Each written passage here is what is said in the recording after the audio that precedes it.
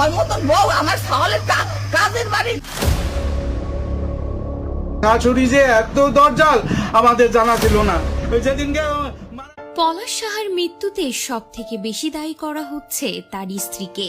সবাই তাকে দোষীর কাঠগড়ায় দাঁড় করাচ্ছে, কালনাগিনী বলে সম্বোধন করছে।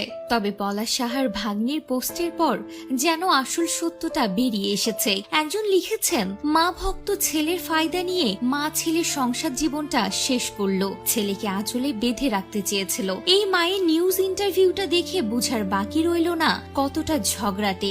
ওই মোবাইল সারাদিন মোবাইল আর ছেলের মৃত্যু হয়েছে আর সে এখনো আছে ঝগড়ার টপিক নিয়ে। কিন্তু যে বউকে সবাই দোষ দিচ্ছে বিধবা হলো সে, সংসার হারালো আর শাশুড়ির জন্য সংসারেও শান্তি পেল না। দিন শেষে দোষ এই অভাগী বউটার ঘাড়ে চাপানো হয়েছে। আর এই মায়ের 2 ছেলে ও মেয়ে আছে, ছেলের শোক সে অন্য সন্তান দ্বারা কাটিয়ে নিবে। অথচ 4 দেয়ালে কি ঘটেছে তা কেবল এই মেয়েটি সহ্য করছে। কোনো মেয়ে খারাপ বউ হতে আসে না, তাকে খারাপ করে শাশুড়ি নামক মহিলায়। এজন্য বলে মা ভক্ত পুরুষের বউ কখনো সুখী হয় না। বোকা ছেলেরা এত অন্ধভক্ত হয় যে ভুলে যায় মা তার স্ত্রী না।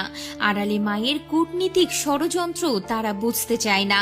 শাশুড়ি নামক নারীর হিংসার মুখোমুখি যারা হয়েছে তারাই বুঝবে এটা কেমন মানসিক যন্ত্রণা।